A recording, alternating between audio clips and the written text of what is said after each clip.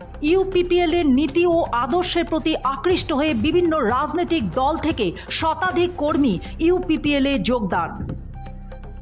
নির্বাচনের দিন যত এগিয়ে আসছে, কোকরাঝাড় লোকসভা কেন্দ্রের নির্বাচনী প্রচারে ব্যস্ত হয়ে পড়েছে বিভিন্ন রাজনৈতিক দলগুলো। পাশাপাশি আকর্ষণীয় হয়ে পড়েছে বিপিএফ এবং ইউপিপিএল এর নির্বাচনী সভা। একটি রাজনৈতিক দল অপর রাজনৈতিক দলের দিকে কাদা ছোড়াছুড়িতে ব্যস্ত হয়ে পড়েছে সকল দলের প্রার্থীরা। কোকরাঝাড় লোকসভা কেন্দ্রের জলডোবাতে ইউপিপিএল এর নির্বাচনী সভা অনুষ্ঠিত হয়।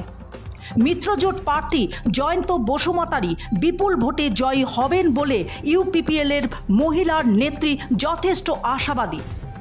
ইউপিপিএল এর একটি নির্বাচনী সভাতে বিভিন্ন রাজনৈতিক দল থেকে শতাধিক কর্মী ইউপিপিএল এর দলের আনুষ্ঠানিকভাবে যোগদান করলেন। গুয়াহাটি থেকে স্বপ্না দত্তের রিপোর্ট, বিগ নিউজ 24x7। সবকে নমস্কাৰ। প্ৰথমতে আজি আমাৰ ইয়াতে যোগদান কাৰ্যসূচী আছিল। আমাৰ ইউপিপিএল দলৰ নীতি আদৰ্শ ভাল পায়। ইয়াতে আজি 100ৰো অধিক লোকে যোগদান কৰে। এইটো জলডোবা পাৰ্ট 2 হিচাপত মানুহখিনি বিভিন্ন সম্প্ৰদায়ৰ মানুহে আজি ইয়াতে যোগদান কৰে। এইবাৰ লোকসভা নিৰ্বাচন কোকৰাঝাৰত ইউপিপিএলৰ স্থিতি কেনেকুৱা হ'ব? এইটোতো আপোনালোকে চবেই জানে।